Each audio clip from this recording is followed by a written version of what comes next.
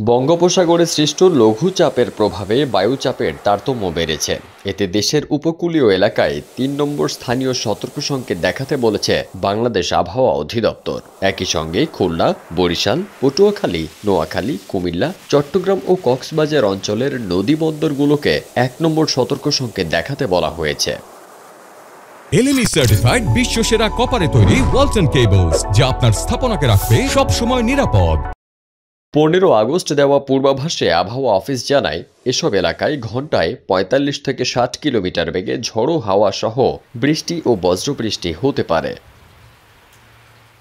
আবহাওয়া অধিদপ্তর জানিয়েছে, উত্তর অন্ধ্রপ্রদেশ ও দক্ষিণ উড়িষ্যা উপকূলের কাছে পশ্চিম মধ্য বঙ্গোপসাগরে থাকা লঘুচাপের প্রভাবে উত্তর বঙ্গোপসাগর, বাংলাদেশের উপকূল ও সমুদ্র বন্দর দিয়ে ঝোড়ো হাওয়া বয়ে যেতে পারে। তাই চট্টগ্রাম, কক্সবাজার, মোংলা ও পায়রা সমুদ্র বন্দরকে ৩ নম্বর স্থানীয় সতর্ক সংকেত দেখাতে বলা হয়েছে।